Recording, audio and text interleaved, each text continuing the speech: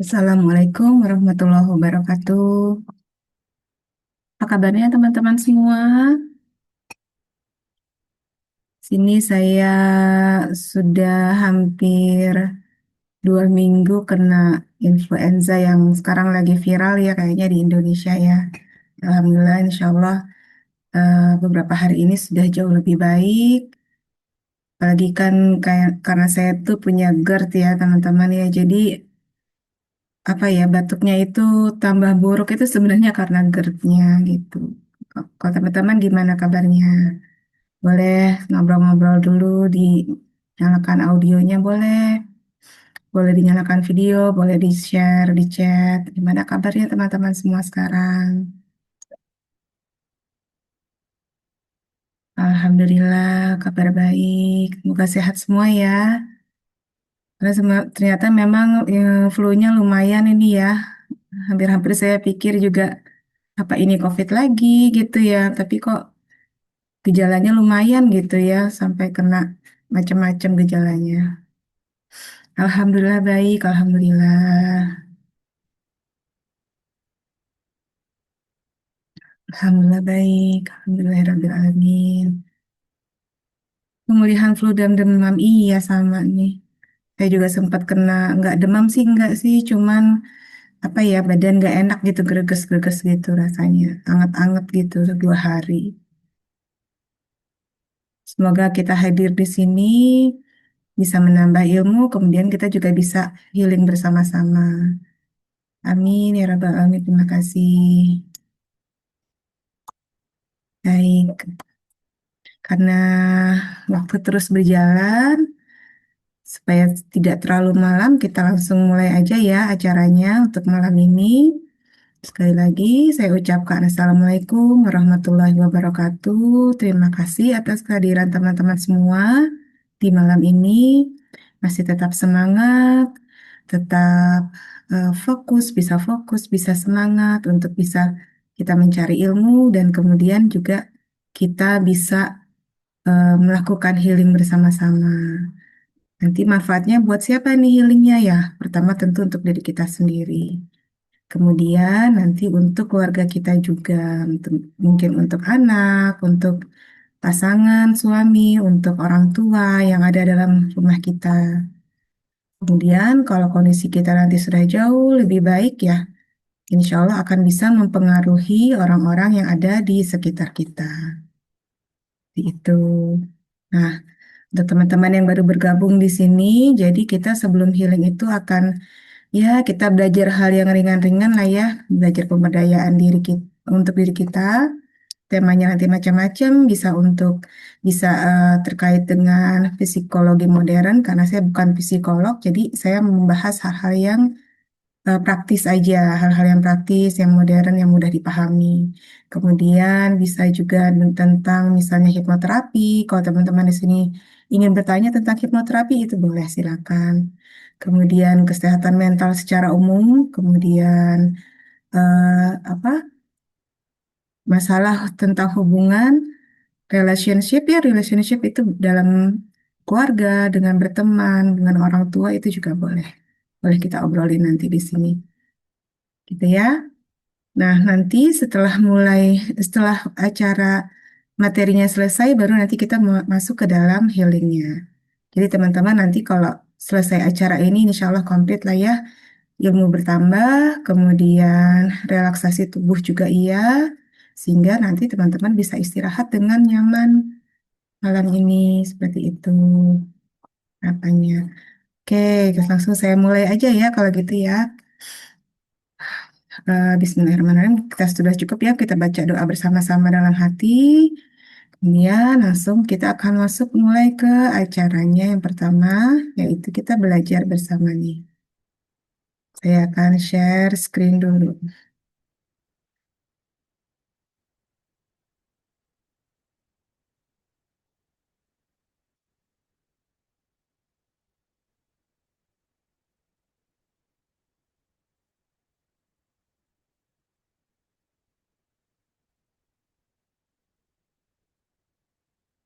Hmm, ya. Kelihatan ya, share screen saya.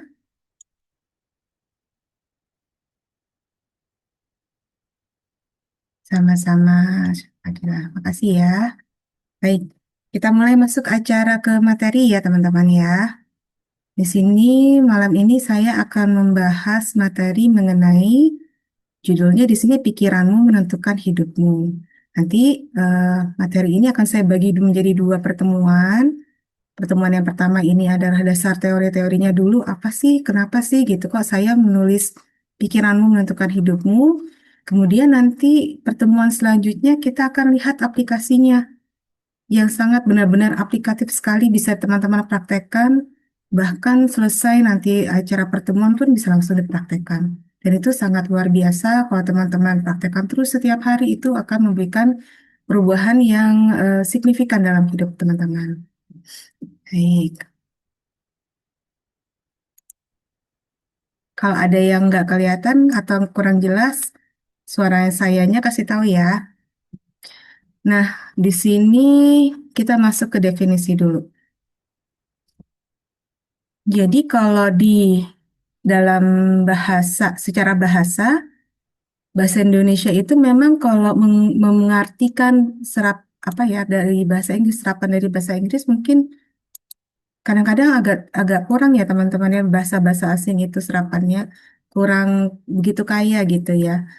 Nah, seperti ini contohnya, kalau dalam bahasa Indonesia pikiran itu ya pikiran ya hanya pikiran gitu ya, satu kata pikiran. Tapi kalau dalam bahasa Inggris pikiran itu bisa menjadi dua, bisa menjadi mind, bisa menjadi thoughts. Bedanya apa nanti kita pelajari di belakang. Nah, secara terjemahan bahasa Indonesia dari KBBI ya, Kamus Besar Bahasa Indonesia, pikiran itu yang pertama hasil berpikir atau hasil dari proses memikirkan sesuatu. Bisa juga artinya apa? Akal, ingatan. Kemudian akal dalam arti daya upaya mencoba berpikirkan sesuatu ya. Kemudian bisa juga artinya angan-angan, niat, maksud itu juga termasuk artinya pikiran. Tapi kalau kita bedah secara bahasa Inggris itu ada dua artinya. Yang pertama mind, disingkat kata benda, pikiran juga dalam bahasa Indonesia, yaitu fenomena, seluruh fenomena intelektual dan psikologis dari suatu organisme.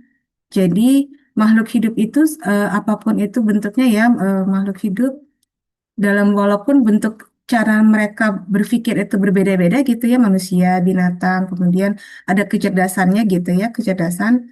Tumbuhan juga ada kecerdasannya tertentu ya.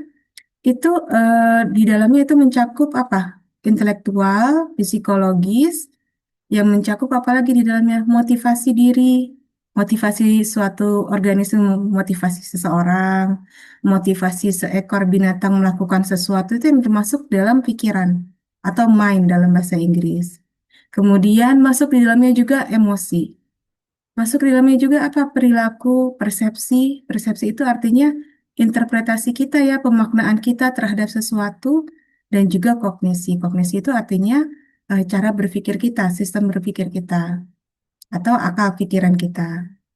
Nah, kalau mind ini adalah mencakup seluruh fenomena intelektual atau prosesnya, proses berpikir seperti itu. Kalau thoughts itu adalah produk dari mind gitu teman-teman ya. Jadi yang namanya thoughts itu kalau kita bisa bayangkan dia seperti buah pikiran ya atau pikiran-pikiran yang macam-macam bentuknya. Contoh, kita kan sehari-hari pasti selalu tidak lepas dari keadaan otak kita tuh selalu berpikir seperti itu ya. Apa saja kita pikirkan, saya sakit ini, saya sakit itu, tetangga sebelah begini gitu kan. Atau kita ingat, artis ini seperti itu. Terus tuh otak kita berproses terus mengeluarkan yang namanya thoughts. Kalau dalam bahasa Inggris ya, kalau bahasa Indonesia artinya pikiran juga ya. Proses berpikir yang mengeluarkan buah pikiran atau pikiran-pikiran tertentu. Kadang-kadang juga kita mengomentari diri kita, misalnya saya orangnya pemalu seperti itu ya, atau saya orang gagal, saya orang yang beruntung, misalnya seperti itu saya cantik dan lain-lain. Nah, itu bedanya antara mind, prosesnya, proses berpikirnya atau suatu fenomena berpikir suatu organisme dengan thoughts atau hasil atau produk dari mind. produk dari pikiran tersebut gitu ya. Nggak usah bingung ya teman-teman ya. Kita belajar terus aja. Nah, ini fakta-fakta menarik tentang pikiran. Ternyata kita itu setiap hari berpikir tuh hampir kurang lebih 60.000 kali. Jadi yang namanya otak kita itu hampir tidak pernah berhenti ya. Kadang-kadang dalam kondisi kita tidur pun otak kita tetap bekerja. Tetap itu ada pikiran-pikiran itu muncul seperti itu. Dan kemudian 90 sampai 90% ternyata itu pikiran itu berulang-ulang dan otomatis. Kenapa kok bisa seperti itu? Ya karena memang otak kita itu memang senang pada hal-hal yang sudah familiar dari dalam diri kita. Jadi pikiran-pikiran yang sudah familiar itu biasanya diulang otomatis seperti itu. Misal bangun pagi, ya otomatisnya apa yang kita pikirkan? Mandi misalnya atau mengurus anak. Itu besoknya seperti itu lagi sama. Kemudian siangan dikit, misalnya jam 10, oh jadwal, misalnya jadwal ngemil gitu. Nah, itu sama, besoknya seperti itu lagi. Jadi berulang otomatis. Seperti itu ya teman-teman. Itu adalah fakta tentang pikiran kita. Nah, pikiran itu bukan hanya ide, dia juga bisa jadi sinyal biologis dan bisa mengubah tubuh kita, emosi, dan perilaku. Luar biasanya tentang pikiran adalah ini, teman-teman ya. Jadi, sesuatu yang kita pikirkan saja itu bisa mempengaruhi amat sangat signifikan sekali ya dalam hidup kita. Dia bisa mengubah tubuh kita, kemudian mengubah emosi kita, mengubah perilaku kita. Nanti seperti apa contohnya, nanti saya jabarkan di belakang. Bahkan pikiran itu bisa jadi dasar realitas yang kita alami. Contoh, apa sih yang dimaksud dengan realitas itu? Yaitu misalnya contoh teman-teman ya, kalau teman-teman setiap hari berpikir bahwa aku adalah orang yang misalnya aku adalah orang yang gagal seperti itu ya, maka nanti realitas di sekeliling teman-teman di luar diri kita itu akan menunjukkan hal-hal seperti itu. Kok bisa ya? Bisa karena ternyata ada prosesnya teman-teman. Nanti saya akan ajarkan di sini. Oke, nah sekarang kita masuk dulu di kejadian atau event ya. Yang namanya kejadian itu biasanya atau bukan biasanya ya, memang kejadian itu adalah sesuatu hal yang sebenarnya sifatnya netral, teman-teman ya. Apapun itu bentuk kejadiannya, entah itu contoh di sini pernikahan, entah itu kelahiran misalnya, entah itu kita memiliki pekerjaan yang baik, entah itu kematian. Jadi segala sesuatu kejadian dalam hidup kita itu sebenarnya sifatnya netral, ya. Netral itu bukan artinya eh, tidak tidak memiliki emosi di dalamnya. Memang sebenarnya tidak memiliki emosi ya, tapi kita sebagai manusia, sebagai organisme kitalah yang melekatkan makna dalam kejadian itu. Seperti itu ya, teman-teman. Nanti kalau ada yang nggak ngerti, ada yang nggak paham, boleh tanya nanti di belakang ya. Sekarang kita belajar dulu aja. Jadi yang namanya kejadian itu netral.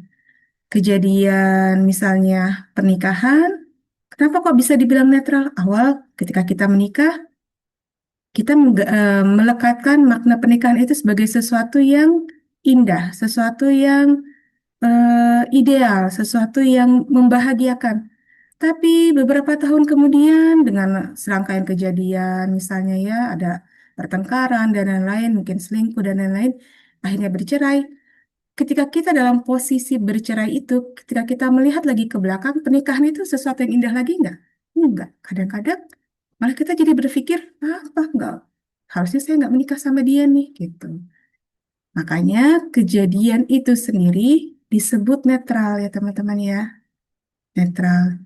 Kitalah sebagai manusia yang memberikan makna pada kejadian tersebut. Ketika misalnya kita punya eh, penghasilan gitu, misalnya ya punya pekerjaan yang layak, misalnya di suatu kota besar, misalnya gitu ya, kita awalnya tuh senang, excited gitu ya, gembira gitu ya, punya uang banyak dan sebagainya.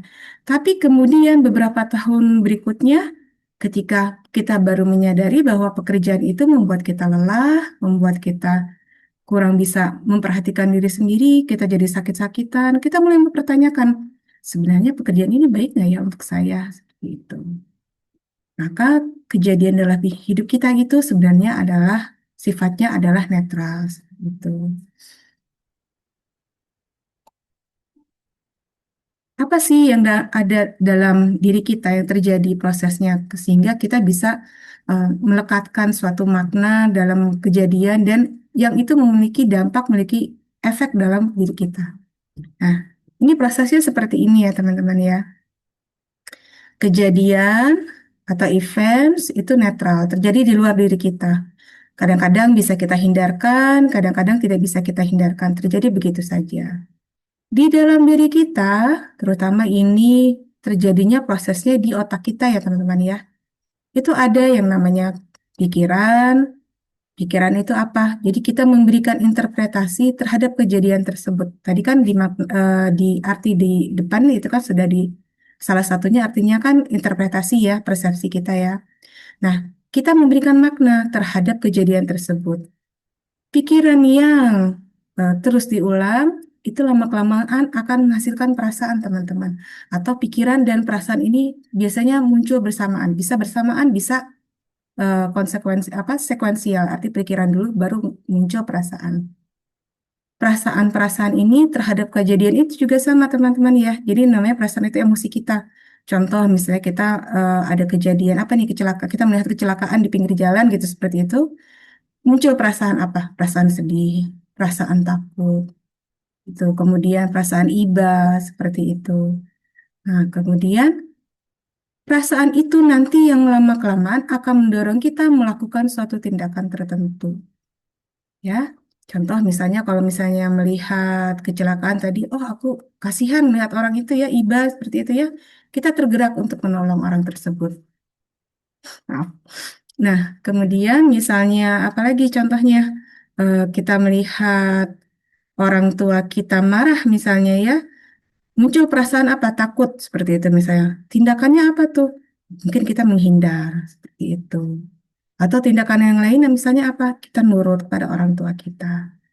Nah, tindakan yang diulang terus-menerus secara otomatis setiap hari sama dia seperti itu ya terhadap suatu kejadian itu yang akan membuat akhirnya muncul keyakinan dalam diri kita atau belief dalam diri kita. Semua proses ini terjadi secara internal dalam otak kita, dalam diri kita, nggak kelihatan gitu ya. Ini prosesnya otomatis nih terjadi. Di sini juga berpengaruh apa di dalamnya itu ada pengaruh memori kita. Memori kita juga mempengaruhi perasaan kita, mempengaruhi pikiran kita. Kemudian ada ide-ide dari orang lain, mungkin nilai-nilai yang kita dapat dari orang tua itu juga di sini mempengaruhi pikiran dan perasaan kita. Nah, kalau sudah diulang terus-menerus, yang namanya keyakinan ini tertanam sangat kuat dalam diri kita, lama-kelamaan dia akan menjadi identitas diri kita. Ya, kemudian identitas yang terus dijalankan dalam kehidupan kita sehari-hari itulah yang akan membentuk realitas kita, teman-teman. Identitas dan realitas itu terjadinya di luar diri kita. Contohnya seperti apa? Contoh ini kejadian. Mohon maaf pada teman-teman yang mengalami perceraian. Di sini saya hanya menyampaikan contoh saja ya, tidak bermaksud untuk menyinggung siapapun ya.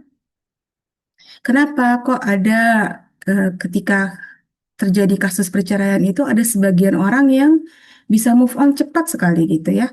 Tapi ada juga orang yang tidak sulit, sangat sulit sekali untuk bisa move on. Jadi banyak merenung, banyak kemudian merasa kecewa pada diri sendiri dan berakibat akhirnya sulit untuk menemukan perubahan atau kehidupan baru yang lebih baik seperti itu.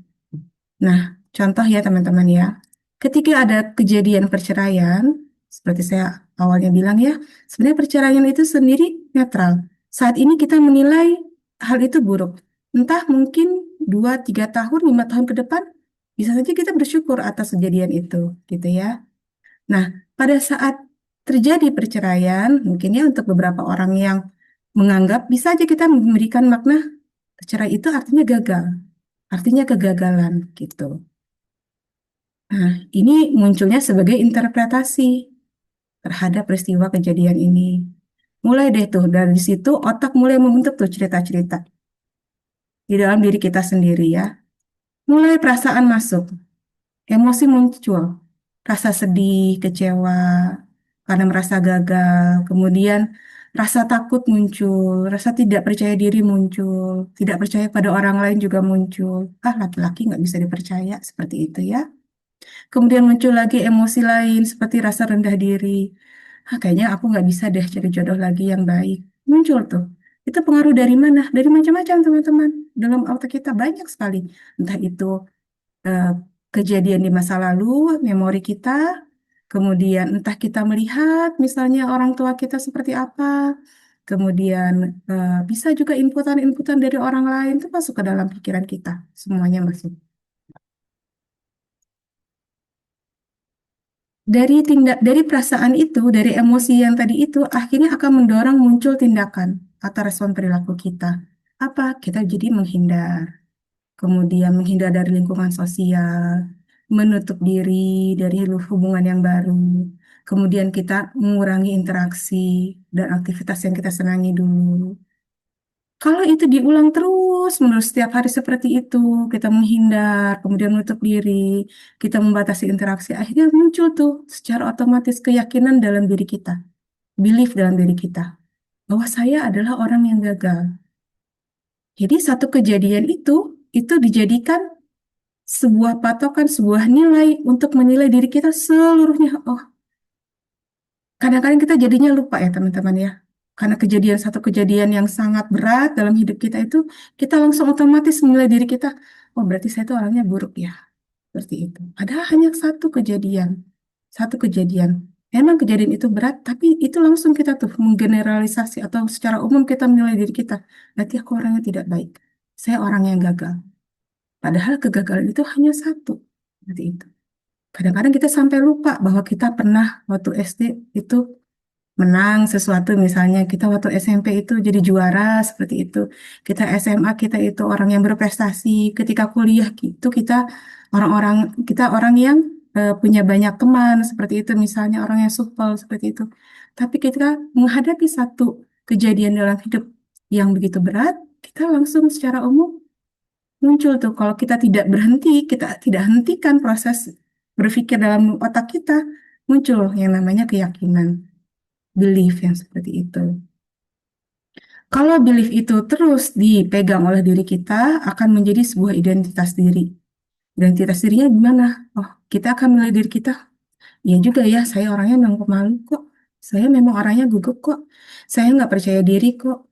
Kenapa? Ya kan saya menghindar dari orang-orang. Saya menutup diri. Padahal bisa jadi dulu ketika sebelum hal itu terjadi kita orang yang percaya diri. Kita orang yang terbuka, orang yang suka. Tapi karena kejadian itu, kita jadi lupa. Lupa dan kita membentuk sebuah identitas diri yang baru. Seperti itu.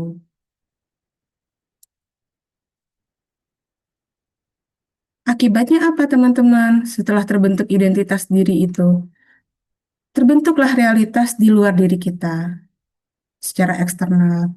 Kita akan secara otomatis akibatnya jauh dari lingkungan sosial. Tentu ya, kalau sudah kita menutup diri, kita membatasi interaksi, kita pasti otomatis jauh dari lingkungan sosial. Kalau kita sudah jauh dari lingkungan sosial, akibat selanjutnya apa? Otomatis kita akan sulit menjalin relasi yang baru. Kemudian hidup kita akan menjadi stagnan, begini-gini aja kayak nggak ada jalan keluar seperti itu. Jadi terbentuk itu realitas dalam diri kita. Apa yang ada dalam diri kita awalnya, pikiran-pikiran kita itu bisa mewujud dalam realitas, dalam kenyataan hidup kita sehari-hari di luar diri kita. Nih ya, jadi pikiran dan emosi yang diulang-ulang itu akan menciptakan jalur saraf otak untuk memperkuat keyakinan dan akhirnya menjadi bagian dari identitas diri kita. Identitas identitas ini dijalani secara konsisten dalam sikap dan tindakan nanti akan mewujud dalam realitas hidup kita sehari-hari. Ini ada dasar teorinya di sini ya, yaitu prinsip Cognitive Behavioral Therapy, CBT, dan Neuroplasticity. Ini salah satu contoh aja ya teman-teman ya, contoh identitas dan realitas yang mungkin terbentuk ya.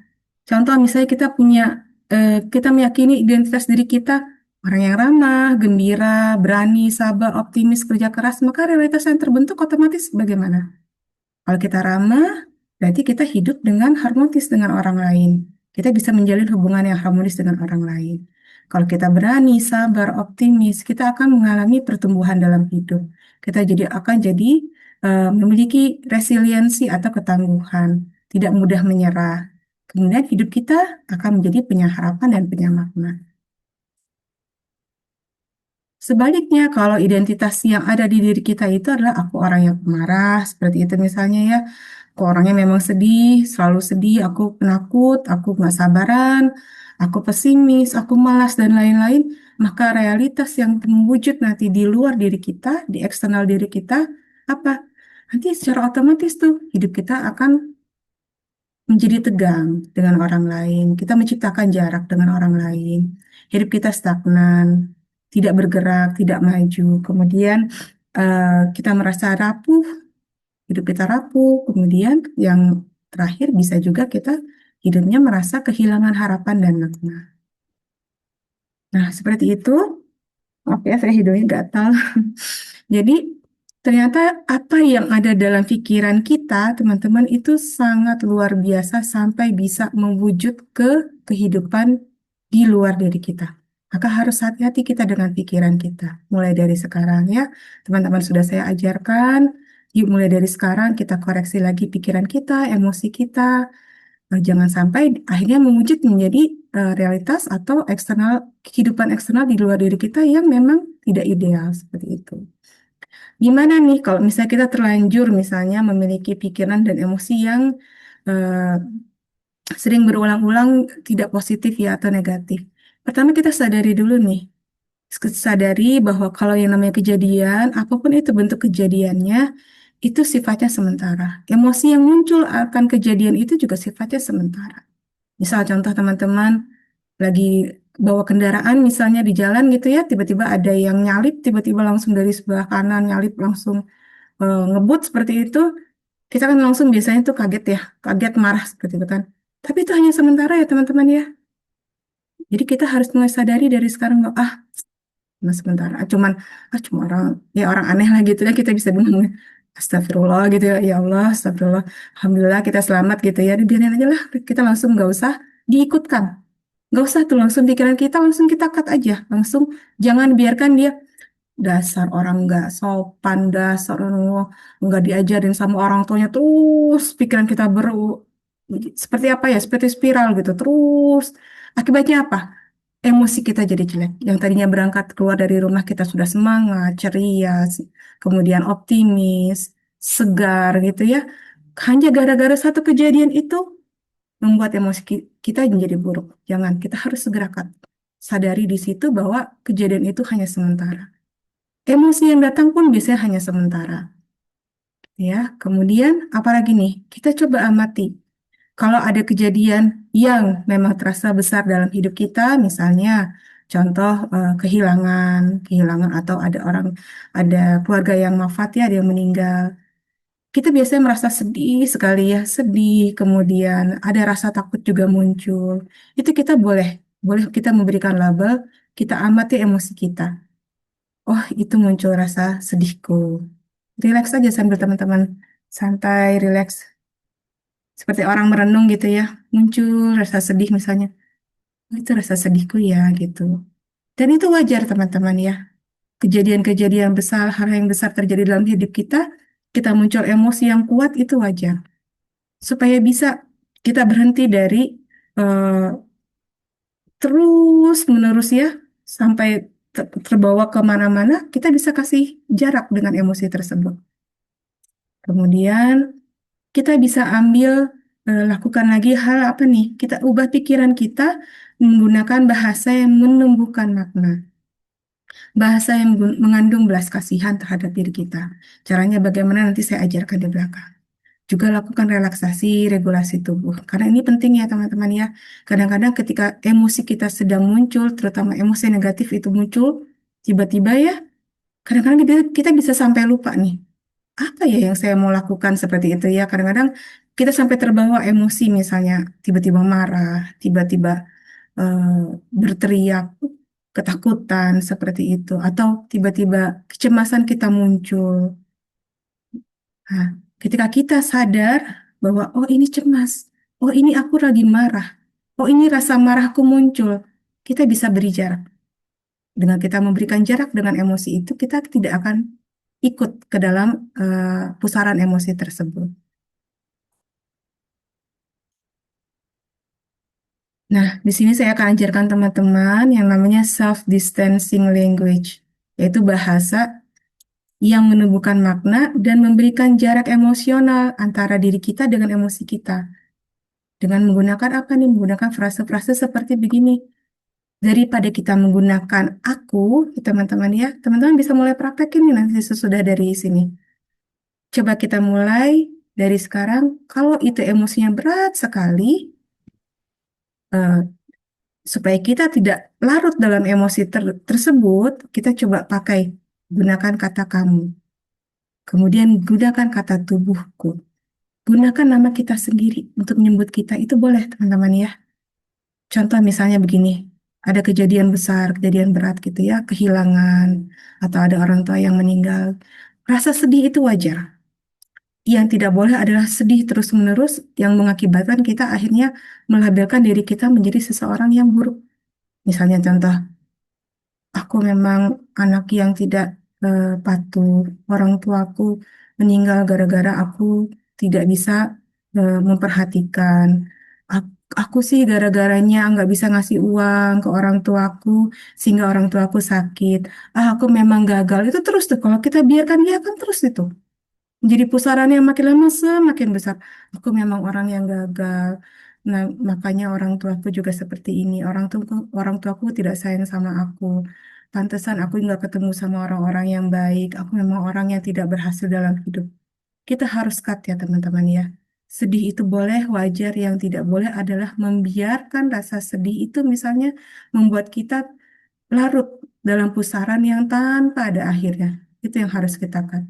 Maka ketika muncul rasa sedih itu, kita boleh beri makna ke dalam kesedihan tersebut.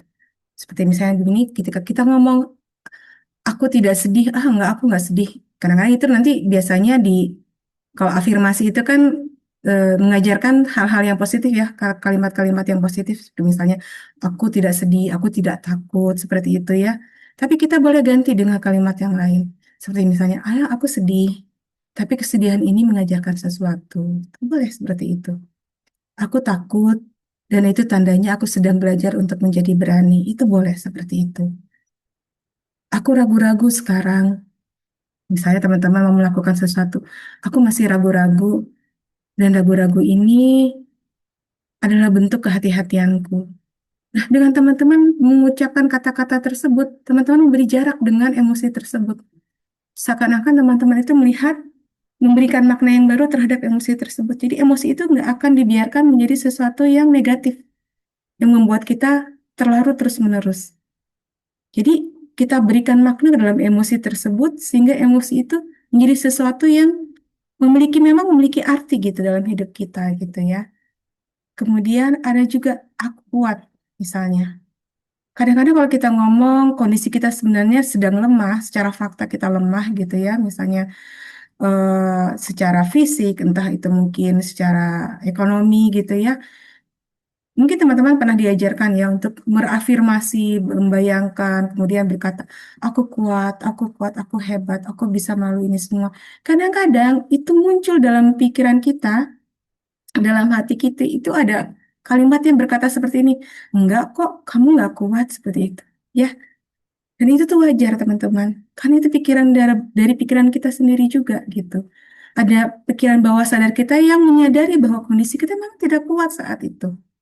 Nah, ketika misalnya kita mau mengafirmasi diri kita, daripada kita bilang, kuat, aku bisa, aku sanggup. Dan ditolak oleh diri kita sendiri, kita boleh pakai kalimat apa? Ya, kekuatan ini lagi tumbuh dalam diriku. Atau dalam dirimu. Ngomong ke diri kita, kamu juga boleh. Daripada ngomong, aku kuat misalnya, yakinkan aja ke diri kita. Kekuatan ini sedang tumbuh nih dalam diriku nih. Dalam diriku. Atau dalam dirimu saat menghadapi kejadian ini. Seperti itu. Kemudian ketika kita berkata, aku sakit misalnya. Nah ini PR banget untuk kita yang memang memiliki namanya penyakit kronis atau penyakit menahun. Saya pesankan sekali pada teman-teman yang punya penyakit menahun, tolong sebisanya, sebisa, sangat sebisa mungkin ya, diusahakan oleh teman-teman, jangan diulang-ulang kalimat saya sakit ini. Terus menerus seperti itu. Karena itu dijalankan oleh tubuh kita ya teman-teman. Itu menjadi seperti label. Kalau label itu dijalankan terus sama tubuh kita tuh secara otomatis. Saya punya migrain misalnya gitu ya, saya punya migrain. Ketemu sama orang, iya, aku kan punya migrain. Ketemu sama orang lain, aku tuh punya migrain, makanya aku nggak kuat. Terus kemudian eh, kita bangun tidur, pusing sedikit. Saya tuh kan punya migrain, makanya saya udah. Nah, hal-hal yang itu diulang-ulang terus, itu didengar oleh tubuh kita ya teman-teman ya. Itu didengar dan dijalankan seperti itu. Tubuh kita itu, kalau saya ibaratkan, dia tuh seperti anak TK gitu. Jadi, apa yang dia dengar, kalimat yang dia dengar, ataupun dirasakan di dalam hati kita, itu dijalankan secara otomatis oleh tubuh kita. Nah, ketika kita sakit misalnya, kita boleh ngomong begini, oh tubuhku saat ini sedang melakukan proses pemulihan, seperti itu. Atau kita ngomong ke diri kita sendiri, oh kamu sakit ya, ya nggak apa-apa, kamu sekarang lagi belajar untuk mendengarkan tubuhmu. Seperti apa tubuh, mendengarkan tubuhnya? Ada nyeri-nyeri misalnya di bagian tangan. Oh iya ya, aku sedang belajar mendengarkan rasa nyeri ini. Seperti itu. Tentunya di sini tanpa teman-teman tinggalkan pengobatan ya yang diperlukan. Kalau ada pengobatan yang diperlukan, lakukan, tapi kita mulai dari sekarang untuk menyetop label ke diri kita sendiri. Kemudian aku pemarah. Daripada kita ngomong misalnya, aku tuh orangnya memang pemarah. Makanya aku tuh gampang marah gitu ya. Atau ketika ada yang mengoreksi misalnya, jangan marah-marah terus dong mama gitu. Seperti itu kan biasa ya gitu ya. Kalau orang tua ya, mama jangan marah-marah terus gitu misalnya di rumah. Kita bilang ke anak, bilang ke suami, iya mama memangnya pemarah seperti itu. Nah, daripada itu teman-teman, kita boleh sering-sering ngomong ke diri kita, oh berarti aku tuh sekarang lagi belajar menenangkan diri, menenangkan diri. Oh ada batasanku yang sedang dilanggar gitu ya. Saya contoh misalnya di sini Fani, kamu lagi belajar untuk cara aman rasa tanpa rasa marah, seperti itu. Kita hibur diri kita, seperti halnya kita berkata kepada seorang teman yang baik, yang kita sayangi. Jadi kita ngomong ke diri kita itu kayak kita lagi ngomong ke teman, seperti itu. Ngomong ke teman yang baik, yang kita sayang. Kamu kenapa gitu kan? Aku tuh marah gara-gara misalnya sesuatu ya diambil barang kita gitu ya. Barang kita diambil. Aku marah. Aku nggak apa itu sedang emosinya sedang tinggi sekali gitu ya. Aku marah, aku mau marah-marah, aku wah segala macam seperti itu. Kita tenangkan diri kita. Oh, ya ya ya. Kamu lagi marah ya. Ya udah, wajar sih kalau kamu marah gitu. Tapi sekarang kamu boleh kok tarik nafas dulu. Kamu boleh kok relax dulu. Yuk, yuk duduk dulu. Kita duduk. Yuk tarik nafas dulu, yuk tarik nafas. Seperti itu. Jadi kita ngomong ke diri kita seperti kita bicara kepada seorang teman, seorang sahabat kita yang baik. Kita sayang diri kita.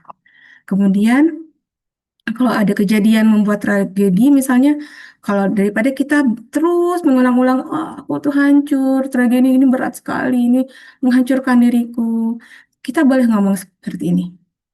Ya, bagian diriku ini lagi ada yang berduka nih. Wow, kamu tuh sedih ya. Pantas kamu berduka ya. Tapi nggak apa-apa. Kejadian ini akan memberikan makna baru untuk hidup kamu. Ya, atau kita bisa ngomong, enggak kok, kamu nggak hancur kok, gitu. Sekarang kamu lagi menata baru lagi kehidupan yang baru. Seperti itu, teman-teman ya. Jadi kita bicara ke diri kita dengan kalimat yang penuh dengan kasih sayang, penuh pengertian, kita memvalidasi diri kita sendiri. Nah, itu penting sekali, teman-teman ya.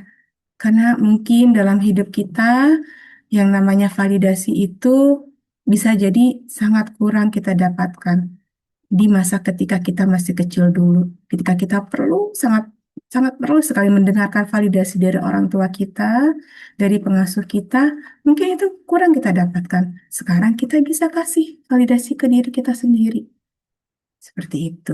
Kita mengerti, kita pahami diri kita, kita pupukin lah istilahnya gitu ya diri kita sendiri. Oh, aduh, nggak apa-apa, nggak apa-apa.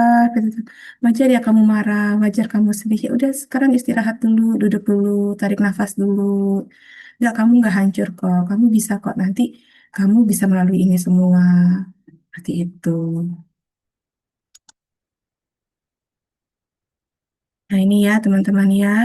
Jadi kejadian itu netral. Pikiran atau makna yang dilekatkan pada kejadianlah itu nanti yang akan menentukan arah hidup kita seperti apa. Ini referensinya nanti untuk pertemuan selanjutnya nanti akan beberapa saya bahas juga karena ini menarik sekali, bisa diaplikasikan dalam hidup kita sehari-hari dan kita bisa ajarkan juga kepada orang lain. Kita bisa mulai ajarkan kepada anak kita supaya anak kita juga mulai bisa tuh memahami emosi dia sendiri, memvalidasi emosi dia. Ketika anak misalnya sedang teriak-teriak, nangis, tantrum seperti itu ya, kita ajak sebentar, kenapa dek, kenapa nak gitu.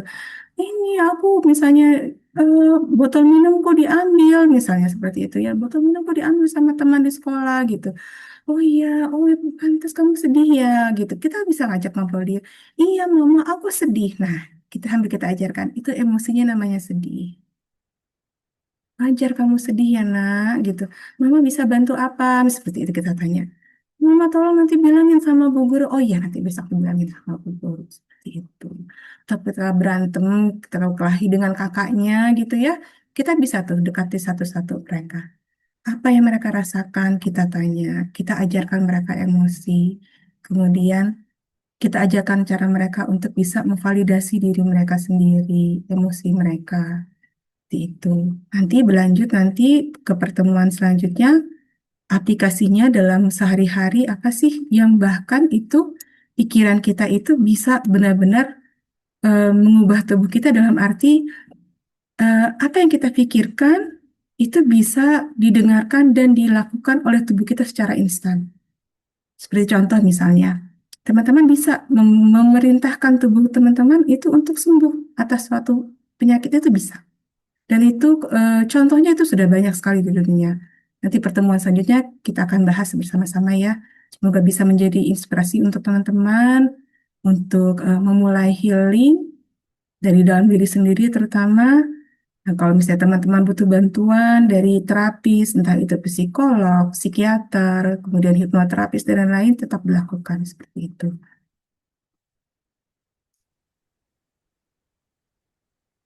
Ini website Sehat Ruang Hening milik kita bersama. Silakan nanti teman-teman bisa kunjungi, bisa tengok-tengok ya. Kemudian acara-acara nanti yang terutama reguler kita adalah healing bersama di Zoom ya. Sebulan 2 kali kita adakan, sambil kita belajar, kemudian sesudah itu kita healing bersama.